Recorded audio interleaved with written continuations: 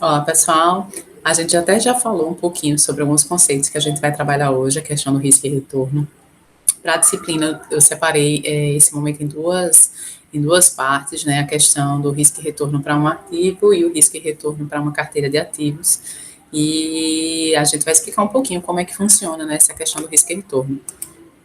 Então, qual é a relação, né, que acontece dentro do mercado, né? Como é que ele funciona. Então, um dos fundamentos, né, da questão do risco e retorno é que se todos soubessem com antecedência qual seria o preço futuro de uma ação, o investimento seria uma tarefa simples. E, de fato, se todo mundo soubesse, né, quanto é que uma ação, ou o preço futuro, né, dessa ação, então todo mundo ia escolher a ação que gerasse uma rentabilidade maior. Então, seria um processo decisório totalmente simplificado. Só que não é assim que funciona. Então, às vezes a pessoa aposta, né, numa empresa porque acha e acredita que aquela empresa ela vai se valorizar no longo prazo, e às vezes o comportamento dela é totalmente atípico, né, não era o que era esperado. Então, realmente gera uma incerteza, né, muito grande dentro desse processo.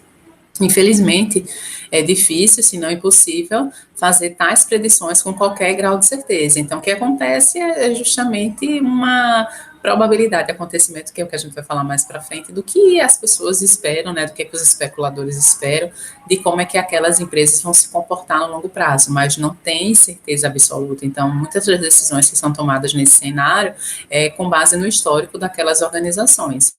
E isso pode gerar uma série de incorrências, né, também, porque aquele passado pode não continuar no futuro. E para as empresas que estão entrando nesse cenário, aí é que a instabilidade e a incerteza é muito maior, porque não se sabe, né, como que esse, o preço dessas ações vão se comportar. Em consequência disso, os investidores muitas vezes usam o passado para fazer predições futuras, que foi o que eu acabei de falar, né? Porque é a única coisa de informação que ele possui, então ele vai se utilizar das informações que estão disponíveis. Por isso que é tão importante, né, para as empresas que vão trabalhar nesse cenário, né, que vão abrir o seu capital, disponibilizar as informações contábeis, né? Lembrando que as informações contábeis são um retrato naquele momento, como é que a empresa está naquele momento, não se sabe como é que a empresa vai estar no futuro. Então, a gente vai falar um pouquinho sobre como é que vai funcionar, né, esse risco desses ativos individuais e depois como é a relação com a carteira de ativos. Então, em finanças, né, em administração e finanças, risco é a possibilidade de perda financeira, e eu já tinha falado sobre isso no vídeo anterior. Então, sempre que houver uma possibilidade de perda financeira, a gente fala que esse tipo de investimento ele tem um risco associado a ele.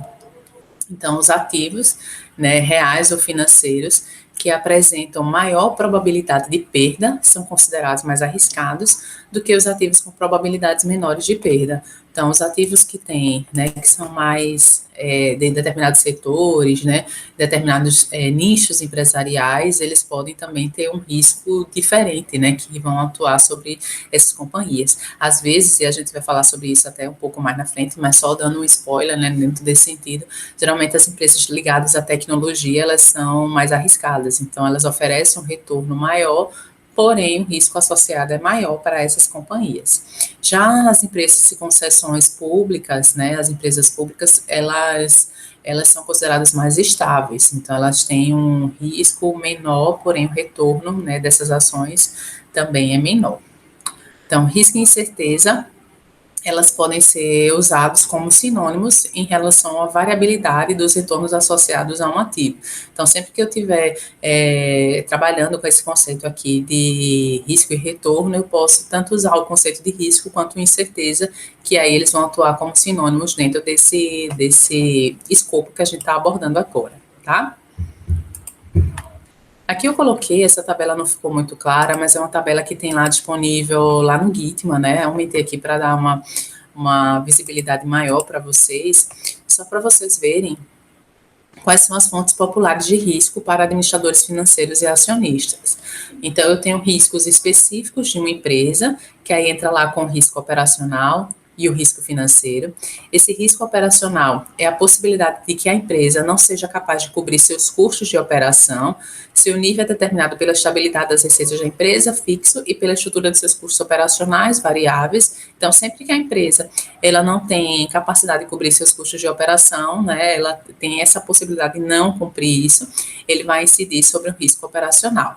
Já o risco financeiro é a possibilidade da empresa não seja capaz de saldar suas obrigações financeiras. Então, todos esses são os dois, são riscos específicos da companhia, da empresa. A gente também tem uns riscos que são específicos dos acionistas. Risco de taxa de juros. A possibilidade de que as variações das taxas de juros afetem negativamente o valor de um investimento.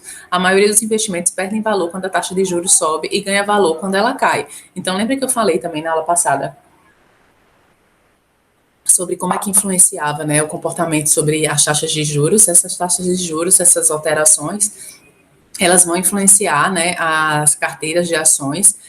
Como o Brasil ela tem uma economia que ela não é tão estável, né, geralmente aqui a remuneração é mais alta, né, então ela atrai esses investidores com esses investimentos, né, com taxas, pagando taxas mais elevadas. Quando as taxas estão tão pouco atrativas, então há fuga, né, desse capital que vão procurar outros tipos de economia. Ou então, quando acontece qualquer alteração governamental, quando sai alguma nota que a economia não vai boa, também há uma fuga desses capitais, justamente, né, porque eles consideram que isso pode gerar um risco também associado a esse processo, certo?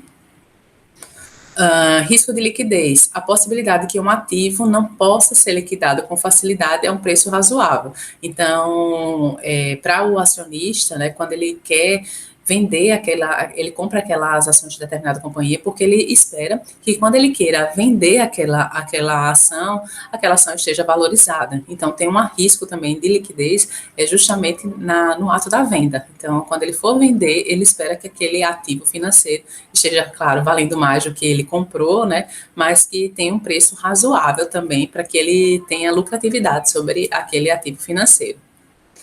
E o risco de mercado, que é a possibilidade que o valor de um ativo caia por causa de fatores de mercado independente do ativo, como eventos econômicos, políticos e sociais, que foi isso que eu falei. Então, a companhia, né, ela sofre sobre as alterações que podem acontecer dentro do mercado externo. Então, o risco de mercado ele é justamente sobre isso, né, sobre esses efeitos que podem ser gerados por essas modificações no mercado. Não pela companhia, que a economia a finanças, né, da empresa, ela pode estar indo muito bem, mas sobre as interferências, né, que esse mercado, né, podem afetar a essa organização. Então, isso é um risco que os acionistas, eles pensam, né, quando eles vão estar investindo. Eu também, continuando nesse papel de risco, a gente tem alguns riscos para empresas e acionistas. A gente tem o risco de evento, que é a possibilidade de que um evento totalmente inesperado aconteça e exerça efeito significativo sobre o valor da empresa ou de um ativo financeiro. E aí esses eventos, né, geralmente são raros, como a decisão de um governador mandar recolher do mercado um tipo de medicamento, né, que foi proibido, ou deu muitas intercorrências, e aí ele tem que tirar aquilo do mercado. Então, costuma afetar somente um pequeno grupo de empresas e não o mercado em si. Então, tem esse risco de evento. Eu tenho também risco de câmbio, né, que é a exposição dos fluxos de caixa esperados para o futuro a flutuações de taxas de câmbio. Quanto maior a possibilidade de flutuações de câmbios indesejáveis, maior o risco dos fluxos de caixa e, portanto, menor o valor da empresa, do ativo. E aí, justamente, lembra que eu falei no vídeo anterior, porque os governos eles interferem para evitar essas variações muito grandes, né, da moeda, que é justamente pelo risco de câmbio, né, que hoje a empresa ela está valendo um valor, ela tem até inclusive uma dívida, né, uma dívida associada a isso, e outra amanhã ela pode ter um patrimônio muito menor. Então, principalmente nas empresas exportadoras, vocês fiquem cientes que elas vão receber em moeda estrangeira. Então, se a moeda se desvalorizar muito, todos os contratos que ela estabeleceu, né, todo o dinheiro que ela tinha para receber, se o dólar baixar, ela vai receber bem menos, e isso também pode afetar a essas companhias. Risco do poder aquisitivo, né, a possibilidade de que a variação dos níveis gerais de preço causada pela inflação ou deflação na economia afete desfavoravelmente os fluxos de caixa e o valor da empresa de um ativo, né. Então, o que é que acontece? as pessoas, né, quando vão adquirir, né, ou pela inflação, elas podem migrar para determinados tipos de produtos. Às vezes, quando está com uma inflação muito alta, então os preços estão mais caros, começam a consumir produtos, né, do tipo B, do tipo C, ao invés do consumo que ela realizava anteriormente, justamente pelo poder aquisitivo dela estar menor. Então, todos esses efeitos também podem afetar essa companhia, né? Então ela afeta tanto as empresas e também o preço da ação ela pode ser reduzido justamente também porque as pessoas deixaram de consumir e vai afetar a receita dessa empresa. E o risco de tributação. Então, a possibilidade que mudanças adversas na legislação tributária venham a ocorrer. Empresas e ativos cujos valores são sensíveis a essas mudanças implicam em maior risco. Então, vamos supor, a gente tem uma tributação muito alta a bebidas e cigarros aqui no Brasil. Vamos supor que amanhã o governo querendo aumentar, né, a sua arrecadação, eu disse a vocês que uma das formas que o governo tem disso é justamente criar novos impostos ou aumentar os impostos existentes. Ele resolve aumentar os impostos existentes sobre esses dois itens. E isso pode gerar também uma fuga, né, as ações se desvalorizarem, porque as pessoas, a empresa, né, ligadas a esses setores vão receber menos, vão ter a lucratividade menor. Então, o preço das ações pode cair naquele primeiro momento. Tá? Só diminuir aqui agora. A definição de retorno. Então, a gente já falou da definição de risco, né, que é tudo que envolve perda financeira. E o retorno é o ganho ou perda total que se obtém em um investimento. Então, sempre que tiver ganho, né, e aí o retorno é importante, né, ver que não é só ligado a ganho, mas ele também é perda. Então, se eu tenho lá um investimento e que houve perda, o retorno daquele investimento vai ser uma perda, tá? Então, o retorno ele sempre vai ser associado, ele pode ser ganho ou pode ser perda sobre aquele investimento. Então, a maneira geral que a gente tem para usar o retorno, né, o cálculo, a fórmula do retorno vai ser o CT, que é qualquer fluxo de caixa produzido por aquele investimento, mais o PT, que é o preço corrente desse investimento, e o PT menos 1, que é o preço, né, daquele investimento, daquele ativo no período anterior. Então, lembrando, KT é a taxa observada, né, sobre aquele retorno, CT é o fluxo de caixa produzido por aquele investimento, o PT é o preço corrente desse investimento e o PT menos 1 é o preço no período anterior. A gente depois vai praticar isso na aula, vocês vão ver alguns exercícios sobre isso. Aqui uma tabela, né, que tem lá disponível no Gitmo, né, vocês vão ver que é uma tabela bem antiga, né, há 20 anos atrás, mas é só para, eu deixo sempre ela, porque é só para vocês observarem, né, e fazer eu lembrar de dois conceitos importantes. Ações de empresas de grande porte, o retorno de 13%, e ações de empresas de pequeno porte, 17%. O que significa isso? Que empresas de pequeno porte, o retorno tem que ser mais alto, né, para poder atrair aqueles investidores, porque elas são consideradas mais arriscadas. Então, as empresas de pequeno porte também, qualquer crise financeira, ela vai ser afetada às empresas de pequeno porte, né, já empresas de grande porte, ela pode se manter, né, um tempo maior, né, durante a crise do que as empresas de pequeno porte. Claro que é depender da estrutura, né, de capital da empresa, como ela está organizada. Mas é só isso para ficar em mente, né, que as empresas de pequeno porte tendem a pagar, né, valores mais altos para poder atrair esses investidores. Preferências em relação ao risco. Então, a gente tem esses 3 tipos de comportamento desse agente financeiro. As pessoas podem ser propensas ao risco, né? E aí eu falo pessoas, mas pode ser investimentos também ligados a isso. Podem serem avessas ao risco e podem ser indiferentes ao risco. E aí você lembra que o risco está associado ao retorno, então o retorno exigido ou esperado para assumir aquele risco, né? Eu falei do exemplo do leão, mas as pessoas que são propensas ao risco poderiam entrar na jaula do leão, dizendo, olha, quero pela experiência, né? Mesmo sem receber nada, eu acho que vale a pena, acho que talvez dê engajamento muito alto nas minhas redes sociais se eu entrar nessa jaula do leão. E aí a pessoa geralmente que é propensa ao risco. Já a pessoa, às vezes, o risco pode dizer, olha, eu não vou, mesmo que me pague o valor que for, eu não vou entrar nessa jaula do leão, porque ela é avessa ao risco. E a pessoa que é indiferente ao risco vai dizer, olha, tanto faz. Não tenho, né, nenhuma pretensão de entrar, mas se me pagar eu não sei se eu entro, se eu não entro, porque eu sou indiferente a risco daquela ação em específico. Ela é indiferente.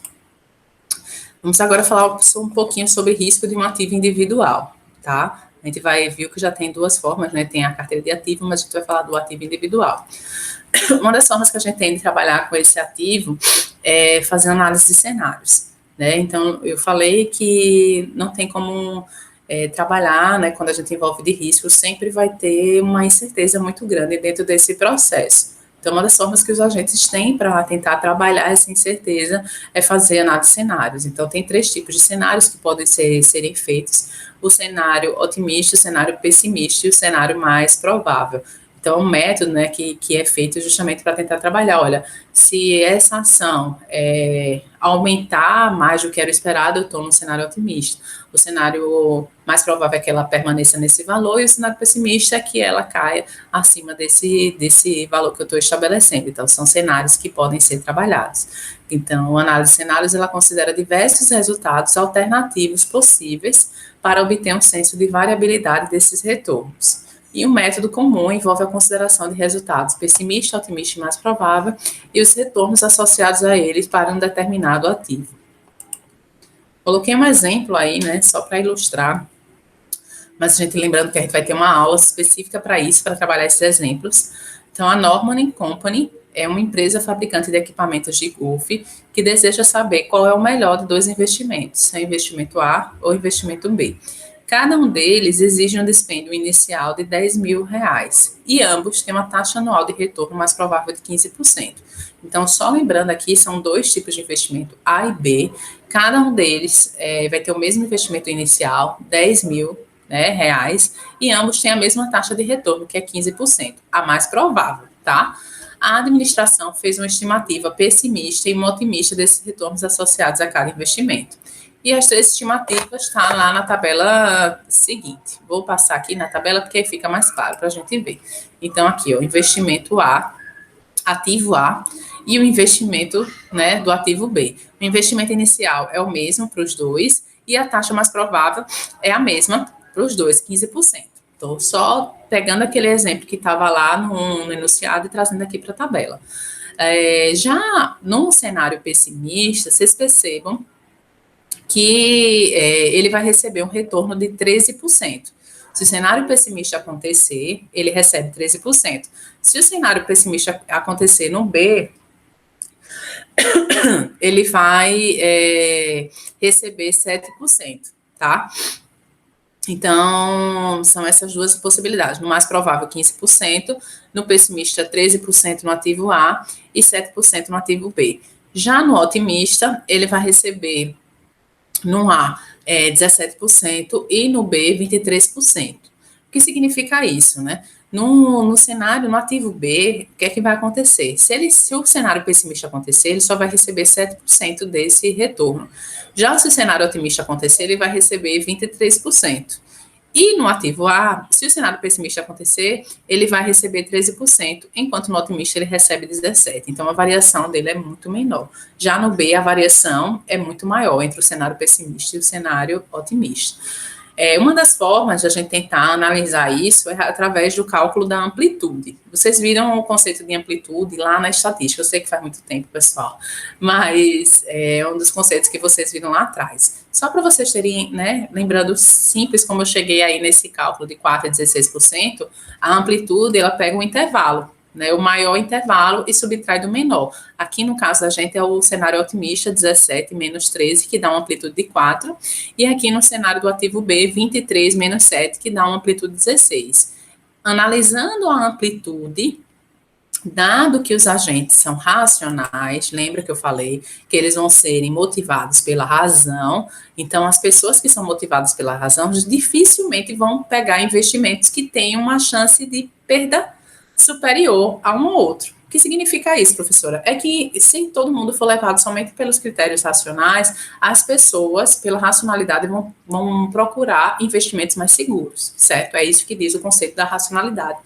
E a gente já sabe, né, quem trabalha com finanças, que isso é muito discutível, né, que já tem vários outros fatores que levam os agentes financeiros a tomarem as decisões além da racionalidade, certo? Mas a gente não vai entrar nesse âmbito aqui. Se todo mundo fosse utilizado somente pelo conceito da racionalidade, o ativo A deveria ser escolhido. Por quê? Porque ele tem uma variabilidade menor. Então, fica ali. O mais provável é que ele receba 15 se o cenário pessimista acontecer, ele recebe 13, está ali pertinho do 15. Mas se o cenário otimista acontecer, ele recebe 17, que também está pertinho do 15. Então, para ele, a variabilidade dele é muito menor. Então, o ativo A deveria ser o escolhido.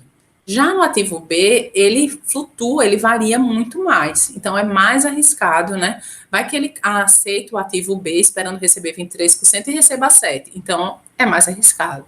A variabilidade, a amplitude dele é 16%. Então, nesse tipo de análise, o ativo A, pelo cálculo, né, pela análise de amplitude, era o ativo que deveria ser escolhido, dado, né, que a gente está agindo como racional aqui nesse processo de decisão.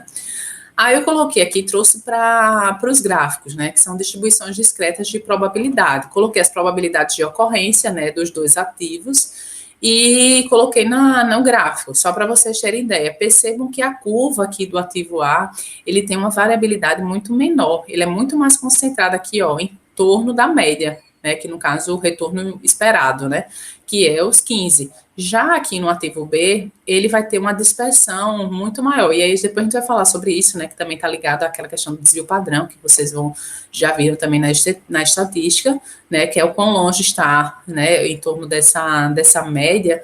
Então, vocês vão ver que o grau de dispersão aqui no ativo B é muito maior. Só juntando os dois gráficos, olha, a curva do B é muito mais dispersa do que a curva do ativo A. Então, a área a ser, né, atingida é muito mais próximo do retorno esperado, que é os 15 aqui. Então, por isso que o ativo A deveria ser o recomendado. E aí a gente entra lá naquele conceito de desvio padrão, que eu até já falei um pouquinho, mas a gente vai voltar aqui a falar sobre ele. Vocês viram sobre desvio padrão também lá na estatística, né? Então, o indicador estatístico mais comum do risco de um ativo é o desvio padrão, o qual mede a dispersão em torno do valor esperado.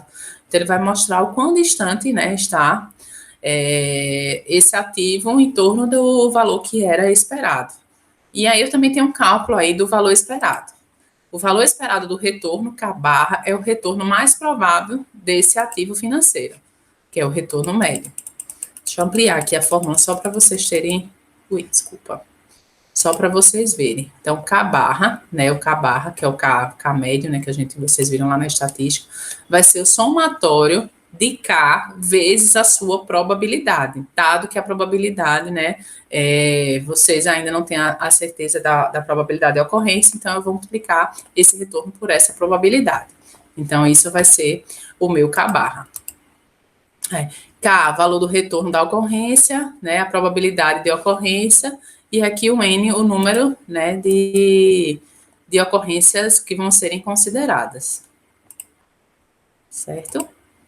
Aqui naquela questão, né, que a gente viu anteriormente, se a gente atribuísse probabilidades, as mesmas probabilidades de ocorrência, no cenário pessimista, 25% de chance de acontecer, no cenário otimista, 25%, e no mais provável, 50%. Lembrando que o somatório de todas as probabilidades tem que ser igual a 1 ou 100%, tá? Não pode ser superior a isso. Os retornos 13, 15 e 17, eu teria, multiplicando aqui, ó, 0,25 vezes 13, 13,25, 15 vezes 0,5, 7,50 e 17 vezes 0,25, 4,25. Somando tudo isso, daria que o retorno esperado, aquele K barra que eu mostrei na fórmula do slide anterior, seria de 15, né? O K médio, né? O K barra. Como é que você chegou nisso, professora, nesse 15? Multipliquei cada probabilidade pelo seu retorno. 0,25 vezes 13, 13,25. 15 vezes 0,5, 7,5 e 17 vezes 0,25, 4,25. Somei todos eles, 13,25, 7,5 mais 4,25, tenho no valor 15, tá? A mesma coisa eu faço aqui para o ativo B, multiplico cada um e depois somo eles. percebam que o retorno esperado, nesse caso, é o mesmo. Professora, sempre vai acontecer do retorno ser igual de A e B? Não. Como também nem sempre vai acontecer das probabilidades serem iguais. Aqui nessa questão foi que as probabilidades foi igual para o ativo A e o ativo B. Mas poderia ser probabilidades diferentes? Poderia. E esses valores poderiam ser diferentes, tá, pessoal? Então, não se prendam a isso. Prendam-se à ideia de que eu vou multiplicar para achar o retorno médio a probabilidade vezes o retorno, certo? E aí a fórmula do desvio padrão vai ser, né, a raiz quadrada do somatório de K, né, do retorno, menos o K barra, que foi o que vocês acabaram de encontrar, elevado ao quadrado vezes a probabilidade. Isso quando eu tenho a probabilidade, né, ela é conhecida. Quando a fórmula comunente é usada para encontrar o desvio padrão dos retornos, em uma situação em que todos os resultados possíveis são conhecidos e se supõe que todas as probabilidades são iguais. Aqui as probabilidades são diferentes. Lembra no exemplo anterior, tinha 0,25, 0,5 e 0,25, então probabilidades diferentes. Se as probabilidades de ocorrência dos eventos forem iguais, ou seja, na questão não tiver falando de probabilidade, né, de probabilidades diferentes, eu vou usar essa fórmula aqui, ó. É a mesma somatório de K menos o K barra elevado ao quadrado, só que agora dividido por N menos 1. Quem é o N? O número de observações. Se eu tenho 3 anos, 4 anos, 5 anos, vai ser 5 menos 1, né? Que aí é para a gente encontrar a fórmula do desvio padrão, tá? Fiquem atentos a isso. Aí um exemplo, né? Continuando naquele mesmo exemplo anterior. O Kzinho, né, o retorno inicial, 13, 15, 17, e o K barra, que foi aquilo que a gente encontrou, multiplicando as probabilidades vezes, né, o K, e aí a gente tem o K barra, de cada um, 15, 15, 15. Agora, eu vou para achar, né, o meu desvio padrão, eu vou subtrair K menos o K barra, elevo ele ao quadrado, e só depois que eu elevar ele ao quadrado, eu multiplico pela probabilidade. Por quê, professora? Porque aqui, ó, primeiro vem o que está entre parênteses, para depois eu multiplicar pela probabilidade. Então, primeiro eu vou resolver essa operação aqui, ó, subtrair um pelo outro, depois elevo ao quadrado, para depois eu multiplicar pela probabilidade. Então, eu faço 4 vezes 0,25, 1. 0 vezes meio, 0, e 4 vezes 0,25, que dá 1. Somando tudo isso, é igual a 2%. E aí eu trago aqui para extrair a raiz quadrada, 1,41. Ok, pessoal? Então, fiquem atentos a isso, porque no nosso exercício que a gente vai resolver, vai ter uma questão similar a isso aqui para vocês. Então, vai ser o momento que vocês vão ter para tirar alguma dúvida que possa estar surgindo. A mesma coisa aqui para o ativo B. Pega o casinho, tem um K barra, que foi também obtido lá no slide anterior, subtrai um pelo outro, eleva ao quadrado, e só depois que eu elevei ao quadrado é que eu multiplico pela probabilidade, né? Aí aqui, 64 vezes 0,25, 16. 0 vezes meio, 0. E 64 vezes 0,25, 16. Somo tudo isso, 32, extrai a raiz quadrada, 5,66. Agora, analisando, a gente fez o cálculo da amplitude e a gente viu que o ativo A era o que deveria ser recomendado. Já analisando o desvio padrão, vocês vão ver que, novamente, o ativo A, ele apresenta um desvio padrão menor do que o ativo B. Então, geralmente, o desvio é tudo aquilo quando distante está isso em torno da média. Então, é melhor, mais preferível, né? Lembram da curva lá, que a gente já mostrou as duas figuras, uma sobre a outra? Mostrava ali naquela figura, já dava para perceber que o desvio padrão de A seria menor do que o de B. Então, aqui o cálculo já corroborou com isso, levando à consideração que se eu tivesse que analisar os desvios padrões, o desvio de A seria mais recomendado, seria menor, por ser menor, o ativo A seria mais recomendado que o ativo B. Aí, só mostrando aqui, né, em termos daquela mesma tabela que eu mostrei lá, as ações de empresas de grande porte, elas pagam menos, mas o desvio padrão delas tende a ser menor do que as ações de pequeno porte. Então, elas são menos arriscadas e com desvio padrão menor. Então, a chance é maior daqueles acionistas eles receberem próximo ao valor que está estipulado, ao valor médio, ao valor mais provável. Coloquei aqui em termos de gráfico. né? Só para vocês terem ideia, né, que o desvio padrão, né, ele pode ir tanto em termos negativos, quanto ele variar em termos positivos, né, em relação a esse retorno. Então, ele também analisa a densidade e probabilidade de ocorrência daquele investimento. 99% da chance de ocorrência, 95%, e ele vai diminuindo, né, em termos de a probabilidade de ocorrência em relação à média. Mas isso também foi uma tabela que vocês já devem ter visto lá da estatística. Só relembrando aqui rapidamente. Então, a densidade e probabilidade em termos de retorno daquele investimento. Outra métrica também que a gente trouxe lá da estatística para usar aqui, né, na administração financeira, é o cálculo do coeficiente de variação. O que significa o coeficiente de variação? É uma medida de dispersão relativamente útil na comparação de riscos de ativos com retornos esperados diferentes. Lembra que na questão anterior a gente estava que o retorno médio dele era 15%, então o retorno eram iguais para os dois investimentos, mas eu disse também que era um exemplo que naquele caso, pontualmente, os retornos tinham dado igual, mas poderia ser que os retornos fossem diferentes. Nesse caso, o cálculo do coeficiente de variação é uma das coisas também que devem estar sendo realizadas. Então, como é que é feita a fórmula, né, do coeficiente de variação? Desvio padrão sobre o retorno médio. Então, vocês já aprenderam como é que calcula o retorno médio, como é que faz o desvio padrão, e agora só divide um pelo outro. Quanto maior o coeficiente de variação, maior o risco e, portanto, maior o retorno esperado daquele investimento. Como a gente já falou também, né? Quanto mais arriscado for aquele investimento, maior o retorno dele. E também, nesse caso aqui, vai ser maior o coeficiente de variação daquele investimento. Ó, aqui colocando novamente dois ativos financeiros, né, com retorno de 12%, o ativo Y com retorno de 20%, o desvio padrão de 9% e o desvio padrão de 10%. Analisando somente o desvio padrão, vocês poderiam dizer, né, que o ativo X deveria ser o escolhido. Por quê? Porque ele tem um desvio padrão menor. Já quando eu analiso o coeficiente de variação, que é dividir o desvio padrão pelo retorno esperado, a gente já observa, né, que tem uma mudança aqui, que o ativo que deveria ser preferido passaria a ser o Y. Por quê? Porque teria um desvio, um coeficiente de variação menor.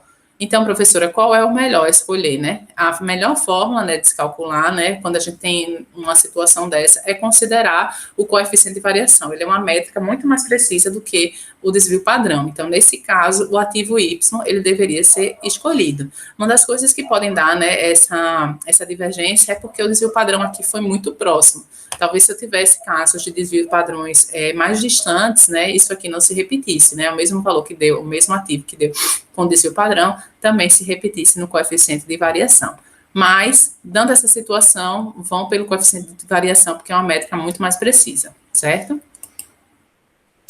Já analisando, né, o risco de uma carteira, a gente saiu de um ativo individual, agora partindo para o risco de uma carteira.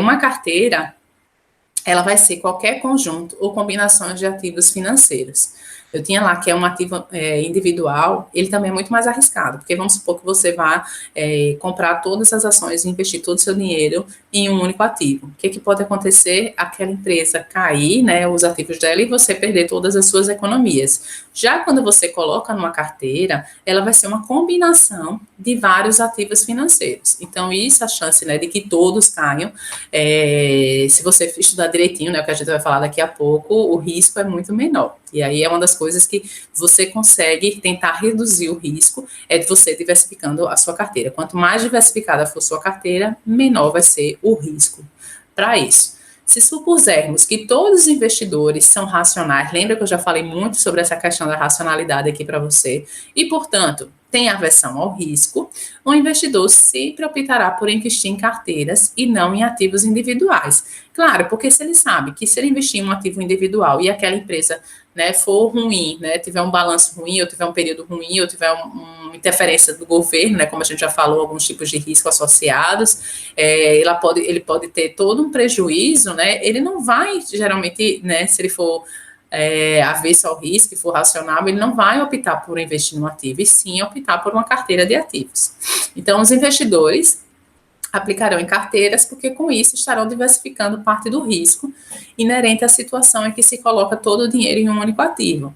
Se o investidor aplicar em um único ativo, sofrerá todas as consequências de um mau desempenho dessa operação. Já quando ele coloca numa carteira de ativos, pode ser que umas ações sintam esse efeito, outras ações menos, pode ser que outras não sintam nenhum, então ele consegue ali, né, pode ter até um prejuízo analisando todos eles, mas não um prejuízo tão grande quanto se ele tivesse investido somente naquela companhia que caiu. Isso não ocorrerá com o investidor que aplicar em uma carteira diversificada de ativos. Ok? O retorno de uma carteira é uma média ponderada dos ativos individuais que a compõem, e ele pode ser calculado na seguinte equação. W1, né, aqui é a proporção, né, do valor total dessa carteira naquele ativo vezes o retorno desse ativo. Então, vai para cada um daqueles ativos, eu for calculando isso. Então, o resultado, né, o retorno dessa carteira vai ser o somatório da proporção vezes o retorno daquele ativo individual. Vamos lá ver como é que isso funciona. Suponhamos que se queira determinar o valor esperado e o desvio padrão dos retornos da carteira XY, criada com a combinação dos ativos X e Y em proporções iguais, 50% cada um. Os retornos previstos dos dois ativos em cada um dos 5 anos são dados na coluna I2. E aí a gente vai mostrar agora como é que funciona, tá? Ó. Aqui, ó. Eu tenho dois ativos financeiros, aqui também, novamente, uma questão do Gitman. Ativo X e ativo Y. Ativo X, ele variou em 2004, 8, 10, 12, 14, 16, né, nos 5 anos. E o ativo Y, 16, 14, 12, 10 e 8. Ele falou na questão, vamos lá na questão.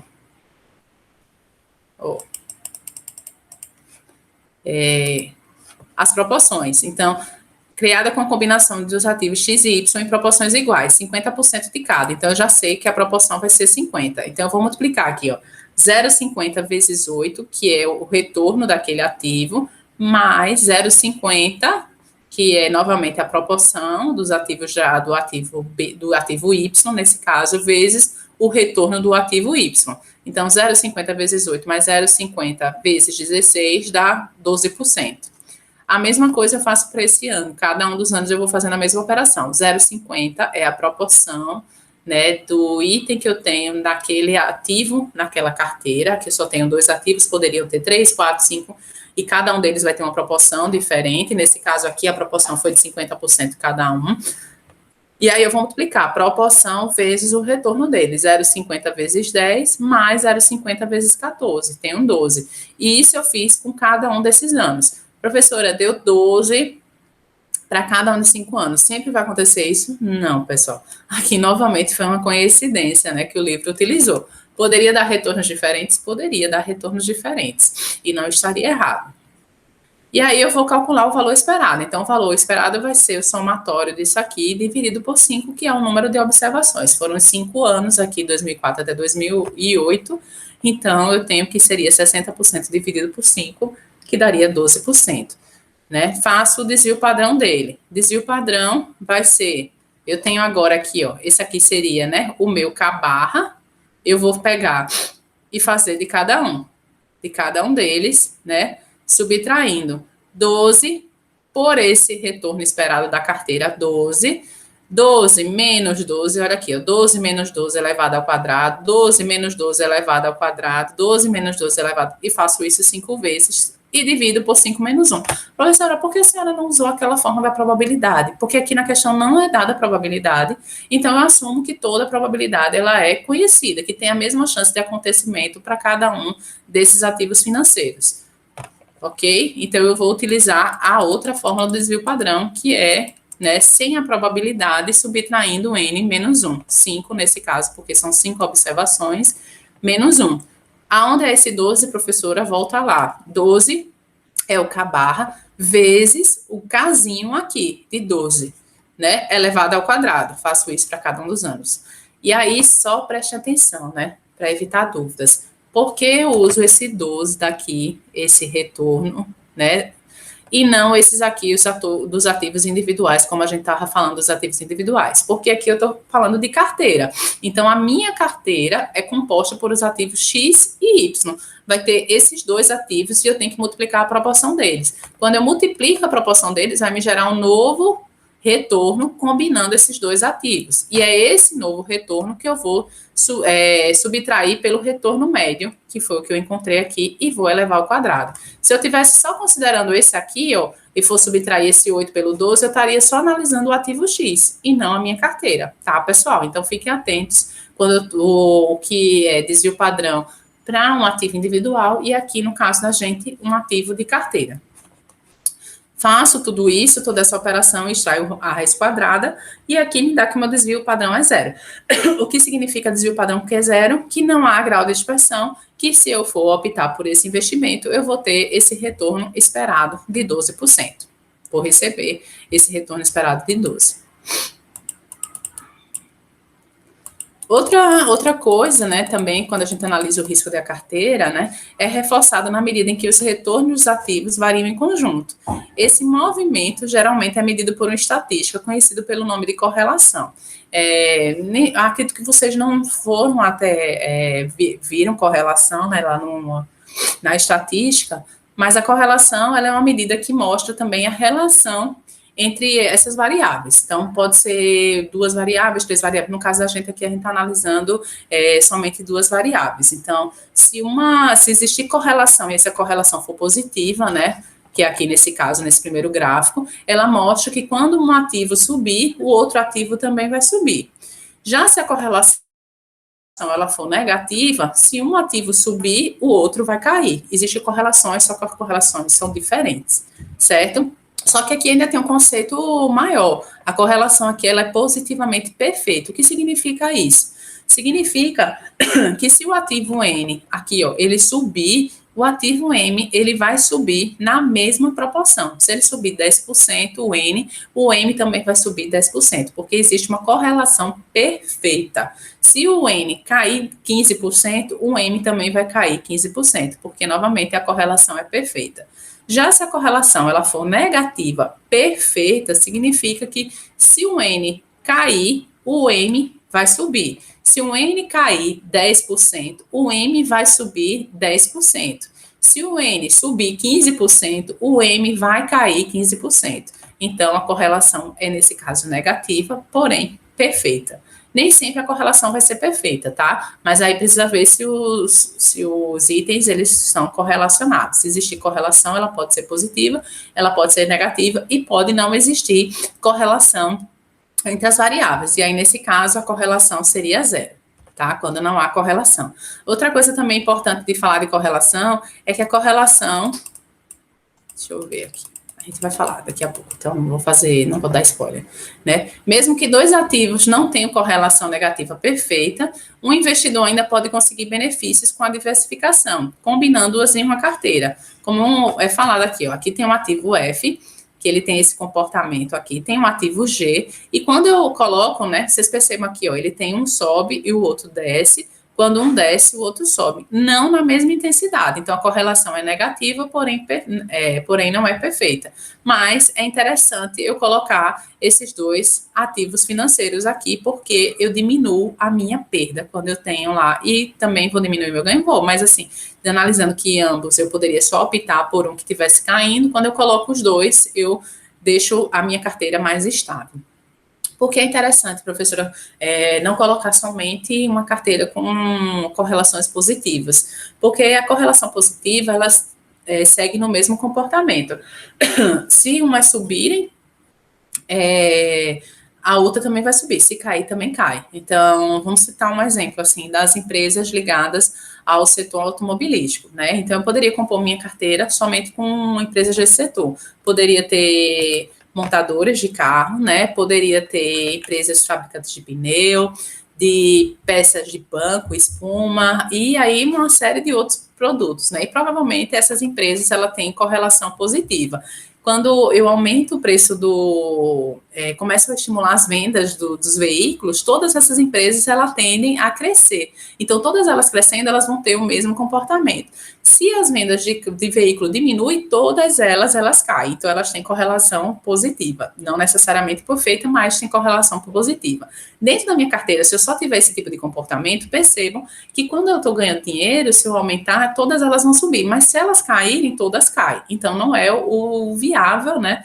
Não é a melhor opção dentro da minha carteira de ações. O que é melhor é ter também ações de correlação negativa, que quando uma subirem, a outra vai cair, mas não no mesmo patamar, né? Para que quando essas aqui que caíram, quando elas subirem no segundo momento e essas aqui caírem, eu tenho um equilíbrio dentro da minha carteira de ações. Querem um exemplo? Eu citei das empresas montadoras, mas vamos colocar companhias como Uber, né, 99 Táxi, que são concorrentes diretos das montadoras, né? Se essas empresas montadoras de veículos, elas diminuírem o ritmo, né, de vendas de veículos, essas empresas provavelmente elas vão subirem, né, o preço dessas ações, porque elas têm correlação negativa, tá? Então, na minha carteira, é interessante eu ter esses dois tipos de comportamento. Tem empresas com correlações positivas e tem empresas com correlações negativas. Aí eu trouxe aqui outro exemplo, né? Retornos previstos, né? Calculei a mesma coisa, né? Aqui, agora só que aqui eu estou comparando duas carteiras, tá? Carteira XY, que foi a carteira que a gente já fez no exercício anterior, e a carteira XZ, que é a mesma coisa que a gente fez o cálculo do XY. Tem aqui os retornos individuais, vou multiplicar pelo 50%, que é a proporção de ativos X, 50% de ativos Z, né? 8 vezes 0,5, tenho novamente XZ. Faço o meu cálculo do valor esperado e calculo o meu desvio padrão. Como é que eu faria aqui o meu K-barra? Somaria todos eles e dividiria por 5. Desvio padrão. Tenho um novo K-barra, vou subtraindo cada um deles, elevo ao quadrado, extraio a raiz quadrada. Só que lembrem-se que é 5 menos 1, né, no denominador, para calcular o desvio padrão. Com o desvio padrão pronto, eu pego lá e calculo o meu valor esperado. Valor esperado, desvio padrão sobre, né, K-barra. Tá bom, pessoal? A gente vai fazer essa questão aqui. Eu estou só falando rapidamente, só para vocês terem ideia. A ideia aqui é ver o quê? Qual é a carteira que é mais viável? Se eu for comparar carteira XY e carteira XZ, valor esperado deu igual. E o desvio padrão aqui, nessa carteira XY, é 0. E na XZ eu tenho um desvio padrão. Então, é mais favorável eu continuar escolhendo a carteira XY. Mas outra coisa também que a gente observa é que a carteira XY, ela tem correlação negativa. Percebam aqui, ó, que o X está subindo de 8 para 10 e o Y está caindo de 16 para 14. Aqui subiu para 12, aqui caiu para 12. Aqui subiu para 14, aqui caiu para 10. Então, a correlação aqui, ela é negativa e perfeita. Já aqui, ó, eu tenho uma correlação positiva perfeita. Aqui está em 8, subiu para 10, subiu para 12, subiu para 14, subiu para 16. Correlação entre x e y negativa perfeita, correlação XZ, correlação positiva perfeita. Tá ok? A correlação, a gente não vai fazer sobre o cálculo de correlação, mas vamos supor que numa questão de prova tem lá que a correlação deu 1,50. Então, a gente já sabe que a questão está errada, porque a correlação ela só vai variar entre um positivo e um negativo. Correlação seja igual a 1, significa que a correlação é positiva perfeita.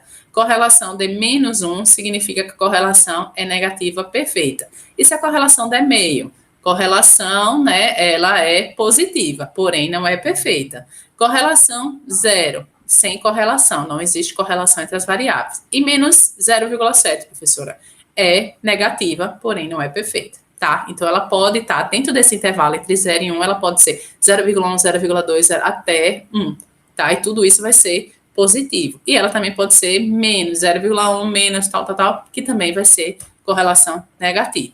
Quando der 1 e menos 1 perfeitas, tá certo?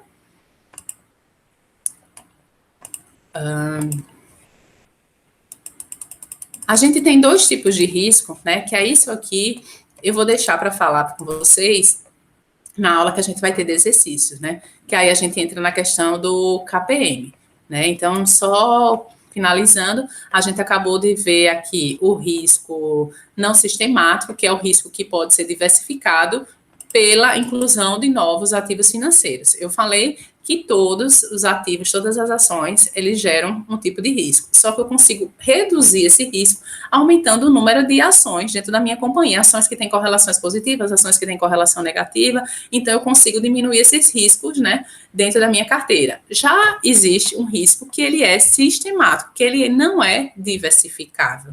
Então, por mais que eu insira carteiras de ações, por mais que eu coloque, né, dentro de carteiras e dentro desse meu investimento, eu não vou conseguir eliminar ele, que esse risco ele é não diversificável. E é ele que a gente vai ver na aula, né, logo mais, tá bom, pessoal? Então eu vou encerrar essa aula daqui, né, só com esses dois assuntos, né, ativo, um ativo individual e uma carteira de ações, e quando a gente for falar um pouquinho mais do KPM, a gente vai para a aula discutir sobre isso. Dúvidas que vocês tiverem aqui, quiserem tá detalhando, tem o fórum de dúvidas, vocês podem também deixar no dia que a gente tiver com os exercícios, tá ok? Então, era isso que eu tinha para hoje. Até mais, até os próximos vídeos. Tchau, tchau.